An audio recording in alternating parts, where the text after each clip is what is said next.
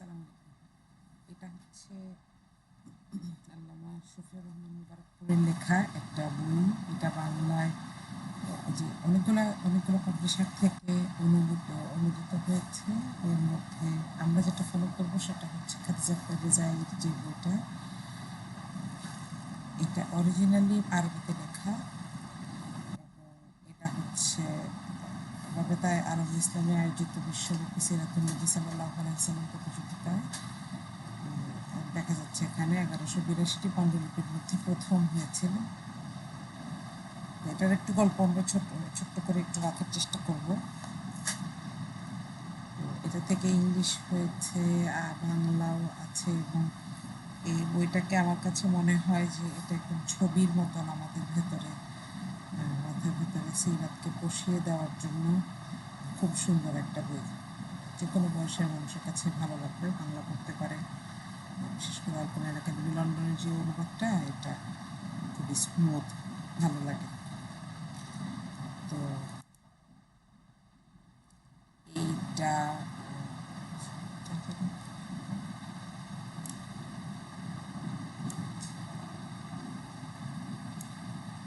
ওটা 1976 সালের কথা। তখন রাবিতায়ে আলম ইসলামের একটা অধিবেশন হয় এবং সেখানে একটা জিনিস চাওয়া হয় যে রাসূল সাল্লাল্লাহু আলাইহি সাল্লামের জীবনী রচনার জন্য একটা পুরস্কার ঘোষণা হয়, টাইম দেওয়া হয়। এখানে লেখক বলছেন যে এটা 78 সালের 10 জুলাইয়ের কথা। উনি জানতে পারেন যে ওনারটা গ্রহণ করা হয়েছে।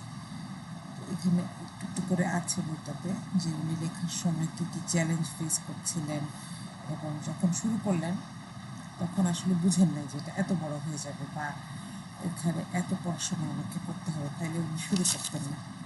উনি সম্ভবত মাস্টার্সের ছাত্র ছিলেন, ওনার নিজস্ব কিছু রিসার্চও ছিল। তো পরে আল্লাহ রহমতে উনি এই বিষয়ে এত সুন্দর কাজ করার পরে আমরা ওনার কিন্তু আরও বেশ কিছু জীবনী পাই।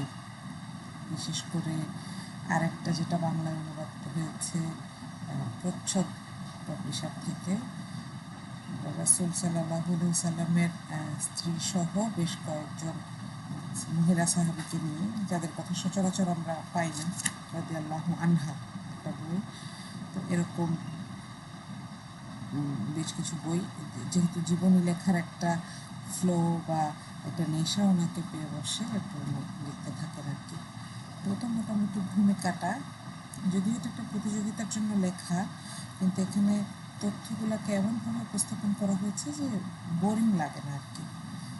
জাস্ট তথ্য নয়, এটা একটা ইটসেলফ একটা স্টোরি বুকের মতন হয়ে গেছিল। তো আমরা এরকম একটা শিডিউল মেনটেন করবো ইনশাআল্লাহ। আমি মোট 8 × 16 দিনের একটা প্ল্যান করতে পারছি আর কি। সেখানে আমরা আজকে 33 থেকে 72 নম্বর পেজ নিয়ে কথাবার্তা বলবো।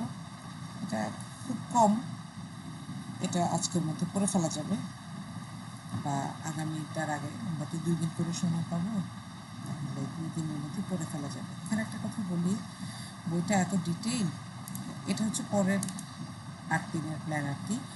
বইটা এত ডিটেইল যে এখানে সব কিছু তুলে আনা খুব কঠিন। আমরা চেষ্টা করবো একটু টিজার দিতে আর কি, যেন যে শুনবে তার ইচ্ছা করে যাচ্ছে আমি একটু বইটা পড়ে দেখি। ডেফিনেটলি আমি এটুকু গ্যারান্টি দিতে পারি যে এটা নেশা লেগে যাওয়ার মতো একটা কাজ হবে ইনশাআল্লাহ। কারণ ওই যে বললাম, একে তো আমাদের একটা ইমোশন আছে রাসূল সাল্লাল্লাহু আলাইহি সাল্লামকে নিয়ে জানার, এবং এখানে আরেকটা জরুরি ব্যাপারও আছে যে সিরাত না জানলে কিন্তু আমরা কোরআন বুঝবো না। হ্যাঁ, যে মানুষটা কোরআনকে বহন করেছিলেন তার জীবন দিয়ে, তাকে না বুঝলে তো আমরা আসলে কোরআনকেও ওইভাবে বুঝতে পারবো না। এটা একটা মজার ব্যাপার যে আমরা আস্তে আস্তে ওনাকে জানবো, আস্তে আস্তে কোরআন পড়ছি, এই যে তারাবিতে গিয়ে একটুখানি পড়ছি বা নিজেরা একটুখানি যদি পড়ি, তখন মনে হবে যে আমি ঘটনাগুলোকে চোখের সামনে দেখতে পাচ্ছি। রিয়েলি হেল্পফুল হবে ইনশাআল্লাহ। তো 16 দিনের প্রথম পর্বে আমরা 33 থেকে 72 নম্বর পেজে যে জিনিসগুলো দেখব, প্রথমত হচ্ছে আরবের ভৌগোলিক পরিচয় এবং বিভিন্ন জাতির অবস্থান। সেখানে আরব জাতিগুলার একটু একটু ব্যাপার আছে এখানে বইয়ে। আরবের যে জাতিগুলো সেগুলোতে আমরা মোটামুটি 3 ধরনের ক্যাটাগরি দেখি। একটা হচ্ছে আরবে বায়েদা, আরেকটা হলো আরবে আরেবা, আরেকটা হলো আরবে মুস্তারেবা। আরবে বায়েদা হচ্ছে এগুলো বিলুপ্ত হয়ে গেছে, যেমন আমরা জানি আদ জাতি, সামুদ জাতি, আমালিকা, এরকম জাতি যারা ছিল এগুলো প্রাচীন আরব বলা যায় আর কি। আচ্ছা, আরব বলতে বোঝাচ্ছি যারা আরবিতে কথা বলে। হ্যাঁ, এটা কিন্তু ব্যাপ্তি অনেকখানি, যেমন আফ্রিকারও একটা অংশ আরবিতে এখন কথা বলে, তাদেরকে আফ্রিকান আরব বলা হয়। আর যারা নন আরব আর আরবিতে কথা বলে না তাদেরকে অনারব আফ্রিকান বলা হয়, তাই না? আচ্ছা, আরবে আরেবা হচ্ছে ইয়ারুব ইবনে ইয়াসজুব মানে একজন নামে একজনের বংশধর, তাদেরকে কাহতানি আরবও বলা হয়। শব্দটা জাস্ট মনে রাখলেই হবে। আর আরবে মুস্তারিবা হচ্ছে হযরত ইসমাইল আলাইহিস সালামের বংশধর, এদেরকে আদনানি আরব বলা হয়। তো রাসূল সাল্লাল্লাহু আলাইহি সাল্লাম ছিলেন আদনানি আরব, তাই না? আমরা তো জানি ইসমাইল আলাইহিস সালামের অনুসারী ছিলেন, বংশধর ছিলেন। তো এরা আরবের বিভিন্ন জায়গায় বিভিন্ন সময় মাইগ্রেট করে থাকে, এক জায়গা থেকে আরেক জায়গায় যায়। এখানে ইম্পর্ট্যান্টটা হচ্ছে ইসমাইল আলাইহিস সালামের মাধ্যমে কিন্তু একটা শিফট হয়। কোথা থেকে কীভাবে শিফট হয় আমরা যদি দেখি, ইব্রাহিম আলাইহিস সালাম ছিলেন ইরাকে থাকতেন, তাই না? কিন্তু ইরাকে থাকা অবস্থায় আমরা জানি যে তিনি 2 স্ত্রীকে নিয়ে আবার ফিলিস্তিনে চলে গেছিলেন। এরপরে আবার সেইখান থেকে ইসমাইলকে আল্লাহ বললেন যে আরবে নিয়ে নির্বাসন দিতে, ইসমাইলের মা সহ, হাজেরা সহ। এভাবে প্রথম আদনানীদের পদার্পণ হয় আরবে। তো সেখানে আসার পরে আমরা জানি যে ইব্রাহিম আলাইহিস সালাম আমাদের জানা মতে 4 বার আরবে আসছিলেন। প্রথমবার আসছিলেন ওই যে যখন জবাই করার ঘটনাটা হয়, ইব্রাহিম আলাইহিস সালাম একটা স্বপ্ন দেখেন, আল্লাহ বলছেন যে তুমি ছেলেকে জবাই করো। তখন উনি ছেলের কাছে আসেন, যে ছেলেটাকে হাজেরাকে উনি রেখে গেছিলেন মক্কায়। ইভেনচুয়ালি সেখানে জমজম তৈরি হয়। তারপর ইব্রাহিম আলাইহিস সালাম যখন ওইবার আসেন, এটা প্রথমবার। দ্বিতীয়বার আসেন হচ্ছে যে হাজেরার ইন্তিকালের পরে ইসমাইলকে দেখতে আসেন। তখন ইসমাইল আলাইহিস সালামের প্রথম স্ত্রীর সাথে দেখা হয়, আমরা এই গল্পটা জানি, তাই না? এবং কোনো একটা কারণে উনি যেহেতু নবী ছিলেন, উনি বুঝলেন যে ইসমাইলের সামনে যে ক্যারিয়ার আছে নবী হওয়ার এবং কাবার ধারক হিসেবে তৈরি হওয়ার, সেটার সাথে এই স্ত্রী মানানসই নয়। তো তিনি বলে যান যে ইসমাইল আসলে বলবা যেন সে তার চৌকাটটা বদলায় ফেলে। এরপরে আরও একবার আসেন, তখন আবারও ইসমাইল আলাইহিস সালামের সাথে দেখা হয় নাই। তখন বলেন যে এই স্ত্রীকে তার পছন্দ হয় এবং তিনি বলেন যে সেজন্য তার ঘরের চৌকাট ঠিক রাখে। এটা ছিল তৃতীয়বারের ভিজিট। এরপর উনি বারবার ফিলিস্তিনে চলে যাচ্ছিলেন। চতুর্থবার আসার পরে আসেন এবং দেখেন যে জমজমের কাছে বসে বসে ইসমাইল আলাইহিস সালাম কী বানাচ্ছেন। তারপর সেখানে পিতা পুত্র একজনের সাথে একজনের দেখা হয় অনেক দিন পরে, তাই না? সেই ছোটোবেলায় রেখে যাওয়ার পরে তখন দুইজনে মিলে একসাথে খাবার বানান। এবং আমরা যে প্রথম যেদিন আমরা ইয়েতে গেলাম, তারাবিতে গেলাম, তখন এই দোয়াগুলো পড়ছিলাম যে এই যে বানানোর সময় ইব্রাহিম আলাইহিস সালাম কী কী দোয়া পড়ছিলেন, ছেলেকে নিয়ে দোয়া পড়ছিলেন। তো এইভাবে ইসমাইল আলাইহিস সালামের মাধ্যমে মক্কায় আস্তে আস্তে আদনানীদের বংশ শুরু হয় এবং রাসূল সাল্লাল্লাহু আলাইহি সাল্লাম হচ্ছেন ইসমাইল আলাইহিস সালামের 21তম বংশধর। মানে আমরা যদি বলি নাতির নাতির নাতির, এরকম 21তম নাতি হচ্ছে রাসূল সাল্লাল্লাহু আলাইহি সাল্লাম।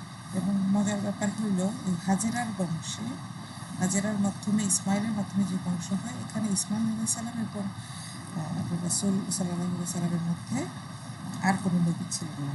অপরদিকে ইব্রাহিম আলাইহিস সালামের অন্য বংশ, যেটা সারার মাধ্যমে যে বংশটা হয়েছিল, সেখানে অনেক নবী ছিল এই আর কি।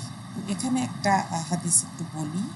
আল্লাহ ইব্রাহিম আলাইহিস সালামের বংশধরদের মধ্যে থেকে, রাসূল সাল্লাল্লাহু আলাইহি ওয়াসাল্লাম বলছেন, আল্লাহ ইব্রাহিম আলাইহিস সালামের বংশধরদের মধ্যে থেকে ইসমাইল আলাইহিস সালামকে, ইসমাইল আলাইহিস সালামের বংশধর থেকে কিনানাকে, কিনানাদের বংশধর থেকে কুরাইশকে, কুরাইশদের বংশধর থেকে বনু হাশিমকে, এবং বনু হাশিম থেকে আমাকে মনোনীত করেছেন। এবং গোত্রের দিক দিয়ে এটা ছিল বিশুদ্ধতম। আমরা জানি যে রাসূল সাল্লাল্লাহু আলাইহি সাল্লামের মাও কিন্তু একই ধারার ছিলেন, একই গোত্রের ছিলেন। তো এটা আসলে একটা একটা বিশুদ্ধতার ব্যাপার আর কি। এটাকে আমরা জানি যে যারা বংশগৌরব নিয়ে কথা বলে, অনেক সময় আমাদের এখানে আমরা আমাদের দেশের জন্য যদি চিন্তা করি, কেউ কেউ বলে যে যখন পাত্রপাত্রী দুইজনই নোয়াখালীর হয়, বলে যে পিওর নোয়াখালী। হ্যাঁ, তো এরকম যে একই বংশ থেকে আসা, যেটার কারণে রাসূল সাল্লাল্লাহু আলাইহি সাল্লাম যে বংশতে জন্মেছিলেন, যে পরিবারে জন্মেছিলেন, সেটা ছিল বিশুদ্ধতম একটা সিলসিলা। এবং আরবের মানুষের, আমরা এটা নিয়ে আরেকটু পরে হয়তো একটু কথা বলবো, আরবের মানুষের একটা বৈশিষ্ট্য ছিল, তারা এই বংশধারাগুলোকে মুখস্থ করত। এই জন্য এই জিনিসগুলো এত সুন্দর সংরক্ষিত আছে, যেটা আমরা এখনো ফলো করতে পারি, আমরা এখন এগুলা এভিডেন্সগুলো পাই। আচ্ছা, এখানে আরবের প্রশাসনিক অবস্থার 3টা পদ এবং সরকার পদ্ধতির একটুখানি এটাকে বলবে যে, আমি বলবো যে একটা গ্লিম্পস আছে। সেটা হচ্ছে যে এখানে রাজনৈতিক নেতা ছিল একজন, ধর্মীয় নেতা ছিল একজন, এবং সামরিক নেতা ছিল একজন। এবং এই ব্যাপারগুলো খুব বেশি ডিফাইন্ড না হইলেও ধর্মীয় নেতার বিষয়টা খুব প্রকটভাবে ডিফাইন্ড ছিল, যে কাবার দায়িত্বে কারা থাকবে, বিশেষ করে আবার এগুলো ভাগ ভাগ করা ছিল, কোন গোত্র বা কোন বংশ হাজিদেরকে পানি খাওয়াবে, কোন বংশ কাবার চাবি রাখবে, এবং এগুলার ভিত্তিতে বংশমর্যাদা ডিফাইন্ড হতো। ব্যাপারটা এরকম যে, যেমন বাইতুল মোকাররমের চাবি যার কাছে, সে ঢাকার মেয়র হবে, এরকম। হ্যাঁ, এটা ডিফাইন্ড হইতো ওইভাবে। কিন্তু ইসলাম আসার পরে আসলে আল্লাহ এই জিনিসটা পছন্দ করেননি। আল্লাহ বলছেন যে, তোমরা কি মনে করছো যে হাজিদের পানি পান করানো, তারপরে কাবার চাবি রাখা, এই কাজগুলা এত বেশি মর্যাদার যে তোমরা আমার নবীর কাজটার চাইতে এগুলোকে মর্যাদার মনে করছো? এগুলো তো কিছু প্রশাসনিক দায়িত্ব, কিন্তু কাবার যে মূল স্পিরিট, সেটাকে তো তোমরা নষ্ট করে ফেলছো। আল্লাহ কোরআনে অনেকবার বলছেন।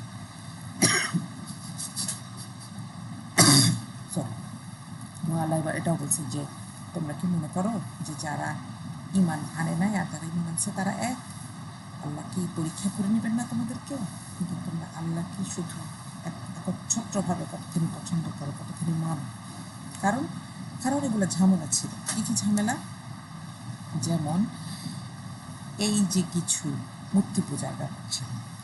হ্যাঁ, কাবার চত্বরটা ছিল, ইব্রাহিম আলাইহিস সালামের দোয়াটা যদি আমরা সূরা বাকারার শুরুর দিকেই আছে, আমরা যদি দেখি উনি দোয়া করছিলেন, আল্লাহ এটাকে আপনার জন্য কবুল করেন, আমার বংশধরদের মধ্যে থেকে আপনার কাছে সিজদাকারী বানাই দেন। তো সেই বংশধররা একটা সময় হারাইতে কই এসে পৌঁছাইল যে তারা আল্লাহকে চিনত। হ্যাঁ, এটা প্রমাণ হচ্ছে যে রাসূল সাল্লাল্লাহু আলাইহি সাল্লামের বাবার নাম ছিল কিন্তু আব্দুল্লাহ, কিন্তু তারা আল্লাহকে চিনলেও হারাই ফেলছিল, অনেকখানি বিকৃত করে ফেলছিল। যেরকম কোনো একটা জায়গায় যাবে, মূর্তিদের কাছে যাবে।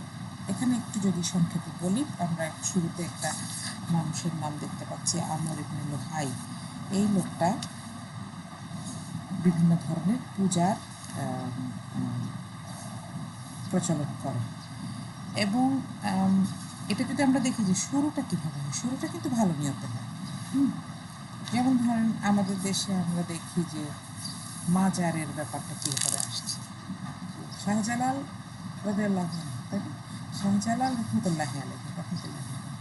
উনি কিন্তু ভালো মানুষ ছিলেন এবং উনি বাংলাদেশে ইসলামের সুফি যে দৃষ্টিভঙ্গি, সেইটাকে ওনার মাধ্যমে আল্লাহ আমাদের কাছে রহমত হিসেবে পাঠিয়েছিলেন। যে ইবাদত, মূর্তি পূজকদের মধ্য থেকে আমাদেরকে আবার আল্লাহর একত্ববাদের দিকে নিয়ে যায়। কারণ আমরা জানি যে এই এলাকাটা ছিল হিন্দু অধ্যুষিত, যারা মূর্তি পূজা করত। কিন্তু এখন কী হলো, উনি মারা যাওয়ার পরে প্রথম যে শাহজালালকে স্মরণ করেছিল, হয়তো তার মনে খারাপ ইচ্ছা ছিল না, কিন্তু সে চিন্তা করলো যে এত বড় একজন মানুষ, তাকে যদি একটু জাঁকজমক করে স্মরণ করা না হয়, মানুষ তো ভুলে যাবে তার শিক্ষাগুলো। আস্তে আস্তে এটা কী হলো, আল্লাহ মাফ করুক, এখন তার মাজারে মানুষকে সেজদা দিচ্ছে। আমর ইবনে লুহাই হচ্ছে ওরকম একজন ইনিশিয়েট। সে এক জায়গা থেকে একটা মূর্তি নিয়ে আসে, এরপরে আস্তে আস্তে কী হয়, মানুষ শিখতে শুরু করে। কারণ মূর্তির সাথে অনেকগুলো জিনিস জড়িত ছিল। ওই যে বললাম, যে মূর্তি পূজা করবে, সে মূর্তির যে মেইন পূজক থাকবে তার অনেক দাম থাকবে, তার ফ্যামিলির অনেক দাম থাকবে, তার পয়সা করে থাকবে, তার বিজনেসটা ফার্স্ট ক্লাস হবে। এই কারণে সামাজিক মর্যাদা এবং অর্থনৈতিক ব্যাপার যুক্ত হয়ে যাওয়ার কারণে বিভিন্ন জায়গায় বিভিন্ন ধরনের মূর্তি পূজা শুরু হয়। লাতের কথা জানি, তায়েফে পূজিত হতো, মানাতের কথা জানি, উজ্জার কথা জানি।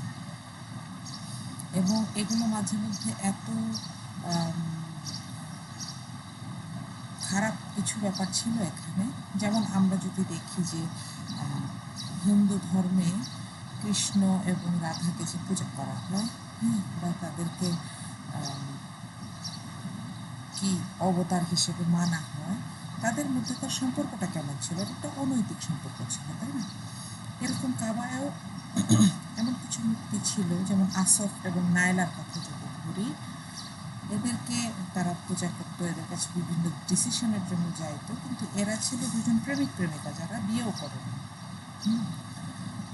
এই কারণে সূরা বাকারায় আল্লাহ খুব সুন্দর করে বলছেন যে যখন ওই আমরা জানি যে আসফ এবং নায়লার মূর্তিগুলো ছিল কোথায়, ওই যে আমরা যেই জায়গাটাতে সাইর জায়গা হিসেবে পরিচিত, সাফা এবং মারোয়ার মাঝখানে, যখন মুসলমানরা হজের একটা অংশ হিসেবে সাফা মারোয়ায় দৌড়াইতো, তাদের কাছে প্রথম একটু লজ্জা লাগতো যে আমরা তো তাহলে জাহেলি যুগের অনুকরণ করছি। তখন আল্লাহ একটা আয়াত নাজিল করেন, যে এই আয়াতটা সাইর সময় পড়তে হয়, একটা রাউন্ড শেষ করে দিয়ে পড়তে হয়, যে এই সাফা মারোয়া আসলে আল্লাহর দেওয়া, এটাকে কেউ মিসইউজ করেছে, তার মানে এই না যে সে এটা উল্লেখ হয়ে যাবে। তো যাই হোক, এখানে বিভিন্ন ধরনের মূর্তি পূজার নিয়ম ছিল, তাওয়াফ করতো এবং কিছু বাজে নির্দিষ্ট ধরনের কিছু প্র্যাকটিস ছিল, কাপড় ছাড়া তারা তাওয়াফ করতো, খুবই নির্লজ্জ কিছু প্র্যাকটিস ছিল, নজর করতো, উৎসর্গ করতো, এরপর কোনো ডিসিশন নেওয়ার আগে ওখানে তীর দিয়ে গিয়ে টেস্ট করতো। হজের কিছু রিচুয়াল ঠিকঠাক মতন ছিল, ইব্রাহিম আলাইহিসসালামের অনুসারী ছিল, কিন্তু হজের সময় আবার ওই যে উলঙ্গ অবস্থায় তাওয়াফ করা টাইপের এরকম অনেকগুলো ব্যাপার জড়িত হয়ে গেছিল। আর স্বভাবতই যখন মানুষকে আল্লাহ কেন চান না যে আমরা আল্লাহকে ছাড়া আর কারো কাছে সিজদা করি, এটার কারণটা হচ্ছে যে মানুষ যখন তার মাথা নোয়াতে শুরু করে, তখন সে কোথায় চলে যায় এটা সে হিসাব করতে পারে না। তার তখন একটা পাথরকে দেখলে মনে হয় কি ম্যাগনিফিসেন্ট একটা জিনিস, আমি একটু সিজদা করি, তাই না? এটা এটা মোহাম্মদ বিন কাসিমের সময় সম্ভবত, যখন উপমহাদেশে আসেন, তখন একজন হিন্দু গুপ্তচর পাঠানো হয়। সে গিয়ে হিন্দু রাজাকে রিপোর্ট করছিল যে এর একটা অদ্ভুত জায়গা, আমরা যখন কোনো যাত্রাপথে একটা পাথর দেখি, আমরা মনে করি ভগবান আমাকে এই পথে যেতে নিষেধ করছেন, একটা ইশারা। মুসলমানরা এটাকে ভেঙে পথ তৈরি করে তারপর যায়। This is the difference between তাওহীদ অ্যান্ড শিরক। তাওহীদ থাকলে মানুষ আল্লাহ ছাড়া যখন কারো কাছে নত হবে না, এটা তার ভেতরে থাকে, সে অলরেডি আশরাফুল মাখলুকাতের পজিশনে চলে যায়। এরপর আরও কিছু ধর্মীয় ব্যাপার ছিল যে কিছু কিছু মানুষ, খুব কম মানুষ আল্লাহর একত্ববাদী বিশ্বাসী ছিলেন, আর বেশিরভাগই পৌত্তলিক ধর্মে আবদ্ধ ছিলেন। আপনারা একজনের নাম বললে চিনবেন। আমরা জানি যে রাসূল সাল্লাল্লাহু আলাইহি সাল্লামের কাছে যখন আসছিল, ওহি আসছিল প্রথমবার, খুব ভয় পাচ্ছিলেন। তখন খাদিজা কী করছিলেন, তাকে তার চাচাতো ভাই ওয়ারাকা বিন নওফেলের কাছে নিয়ে গেছিলেন। এই ওয়ারাকা বিন নওফেল হচ্ছে ওয়ান অফ দ্য 4 পিপল, 4 বন্ধু ছিলেন ওনারা খুঁজতে বেরিয়েছিলেন যে আমরা এই মূর্তি পূজার ট্রেডিশনটা ভালো না, এটা আমি বুঝতেছি, কিন্তু আমি তো জানি না সত্যিটা কী, চলেন আমরা খুঁজি। বাকি 3 জন, 2 জন মারা গেছিলেন রাসূল সাল্লাল্লাহু আলাইহি সাল্লাম আসার আগেই, একজনের ব্যাপারে জানা যায় না। আর এই 4 নম্বর জন হচ্ছেন ওয়ারাকা বিন নওফেল। উনি কিন্তু একত্ববাদী বিশ্বাসী ছিলেন। এটা ছাড়া বেশিরভাগ মানুষ ছিল হচ্ছে পৌত্তলিক ধর্মে ছিল। অল্প মক্কায় বিশেষ করে অল্প কিছু নাসারা ছিলেন, মানে খ্রিস্টান। একজনের কথা আমরা জানি, যে পাদ্রী বুহাইরার কথা জানি আমরা, তাই না? কিন্তু তাদের মধ্যেও ট্রিনিটি ছিল। তারা ঈসাকে, মারিয়ামকে বিভিন্নভাবে আল্লাহর সাথে তুলনা করতেন। মানে পিওরিটিটা কোথাও ছিল না আর কি। আর যাদের কাছে একটু মনে হইতো যে আল্লাহ একজন আছেন, তারা তো ওহির অভাব, দিন ইব্রাহিম ততদিনে অনেকখানি ফেইড হয়ে গেছে, হারিয়ে ফেলছিলেন। এই হচ্ছে কি ঘটনা। আমি এই সিনারিওটা দিয়ে চ্যাট জিপিটিকে বলছিলাম আমাকে একটা ছবি বানায় দাও। তো এই যে হিস্ট্রিটা করে চ্যাট জিপিটি এরকম একটা ছবি বানাচ্ছি, যেটা দেখে আমার খুব ভয় লেগে উঠছে হঠাৎ করে। দেখেন কাবার চত্বরে কীরকম মূর্তি ছিল, ভিতরে আমরা জানি অনেকগুলো মূর্তি ছিল, প্রায় 250 মতো মূর্তি ছিল।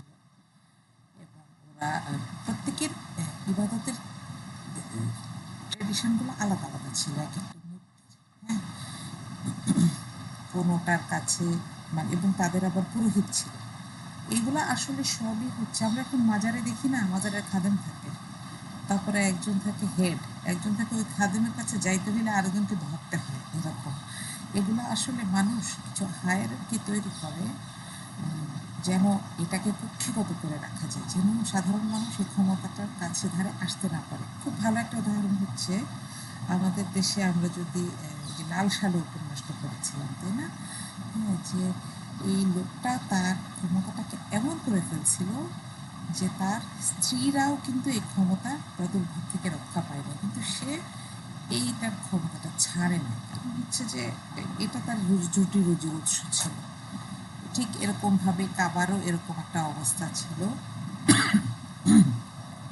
এবং আরেকটা জিনিস আমি একটু লক্ষ্য করতে বলবো, এখানে যে অ্যাটায়ার দেখানো হচ্ছে, কাপড়, এটা কিন্তু আসলে আরবদের ট্রেডিশন ছিল, লম্বা কাপড় পরা, হ্যাঁ, তারপরে পাগড়ি পরা, এগুলো আরবদের ট্রেডিশন ছিল। তো আমরা যখন এই আচরণগুলোকে সুন্নাহ বলি, আমাদের একটু সতর্ক থাকা উচিত যে এগুলো আসলে উর্ফ কিনা, একটা এলাকার প্রচলিত আচরণ কিনা, সুন্নত আসলে কী। যেই জায়গাটাতে ওখানে ময়েশ্চারের ব্যাপার নাই, ওখানে হিট অনেক বেশি, সেখানে এমন এমন কাপড় দরকার যেটা হিট থেকে সরাসরি বাঁচায় রাখবে। এটার জন্য মানুষ লম্বা কাপড় পরতো আসলে। হ্যাঁ, তো এইগুলাকে যখন আমাদের কাছে কেবলমাত্র পোশাককে খুব বেশি গুরুত্ব দেওয়ানোর জন্য এগুলোকে সুন্নাহ বলা হয়, তখন আমাদের আসলে চিন্তা ভাবনা করা উচিত যে আমরা কই আছি, আমরা এটাকে আরেকটু সুন্দর করে চিন্তা করতে পারি কিনা। যে সুন্নাহ আসলে সেই কাজগুলা যেগুলো আল্লাহ রাসূল সাল্লাল্লাহু আলাইহি ওয়াসাল্লাম করেছেন আল্লাহর দেওয়া বিধানকে স্যাটিসফাই করতে গিয়ে, বা আল্লাহর সন্তুষ্টির অংশ হিসাবে। আর না হলে তো উঠে চড়াও সুন্নাত হতো, তাই না? আরবদের এই লোকগুলোকে দেখলে মনে হয় কি বড় বড় বুজুর্গ, কিন্তু এরা আসলে বুজুর্গ না, তাই না? কিন্তু তাদের এটা আর এরকম ছিল। আজকের কথাবার্তা মোটামুটি এইটুকুই। আমরা আগামী দিন কথা বলবো ইনশাআল্লাহ এই যে জাহেলি সমাজের চিত্র থেকে দাওয়াতের যুগ 73 থেকে 113 পর্যন্ত। আমি একটু রেকর্ডিংটা অফ করি।